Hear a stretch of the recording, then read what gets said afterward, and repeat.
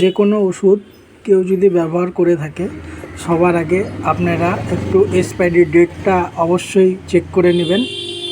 যেরকম এটা আছে 12/2025 থেকে তৈরি, নিচে দেখেন লেখা আছে expiry 36 month from the date of manufacture, মানে 12/2025 থেকে আরও 36 মাস অ্যাড করে নেন, এতদিন আর কি এটার এক্সপায়ারি ডেট আছে। অনেকে ডেট দেখে না, ঠিক আছে, ওষুধ হয়তো খেতে খেতে রেখে দেয়, তারপরে আবার যেদিন ইচ্ছা হয় ওই দিন খায়, কিন্তু ওষুধ খোলার পরে যে হাওয়া ঢুকে গেলে তো ওষুধ মানে নষ্ট হওয়ার চান্সটা খুব বেশি হয়, এটা আমি দেখছি আর কি। আর এক্সপায়ারি ওষুধ তো কোনো দিনও খাবেন না, এটা একটা সতর্কমূলক ভিডিও। এক্সপায়ারি ওষুধ খেলে অনেক রকম সমস্যা হতে পারে। প্রথমত আমি সমস্যাটা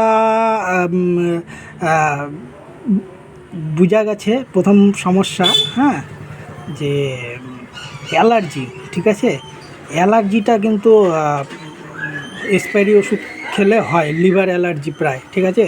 তো এই কারণে এক্সপায়ারি ওষুধ কেউ খাবেন না, দেখে শুনে ওষুধ খাবেন, হ্যাঁ।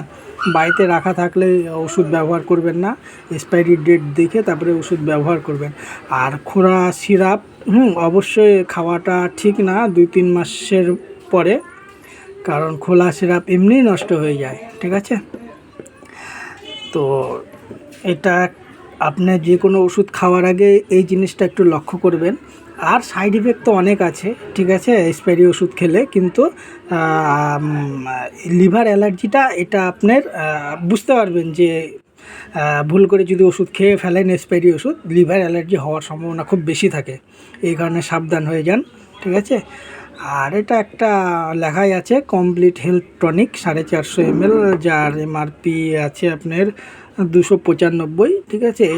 আমি শুধু ভিডিও পারপাসের জন্য এটা খাওয়ার আমি জন্য অ্যাডভাইস করছি না যে আপনি ওষুধ খাবেন। আপনি অবশ্যই যে কোনো ডাক্তারের পরামর্শ নিয়ে ওষুধ ব্যবহার করতে হবে, ঠিক আছে। তো এটাই আমার বার্তা, ঠিক আছে, যে কোনো এক্সপায়ারি ওষুধ খাবেন না, অনেক রকম সাইড ইফেক্ট হতে পারে।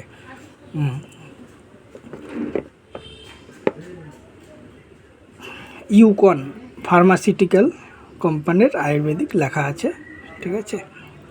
আর আমার ভিডিও দেখে কেউ ওষুধ কিনে খাবেন না, ডাক্তার বাবুর পরামর্শ নিয়ে অবশ্যই ওষুধ ব্যবহার করবেন, হ্যাঁ।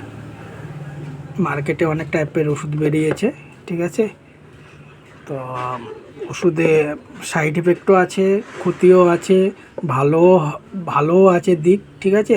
সব ডাক্তারবাবুদের পরামর্শ নিয়েই ব্যবহার করতে হবে। এই সিরাপে কি দিয়ে তৈরি হয়েছে ওটাই আর কি লেখা আছে, দেখেন। যেগুলো মলিকুল আছে বলা যাবে না সব, নাহলে ভিডিও অনেক বড় হয়ে যাবে। একবার আপনি ভালো করে দেখে নেন, হ্যাঁ, মলিকুলগুলো কী দেওয়া আছে। ঠিক আছে, থ্যাংক ইউ।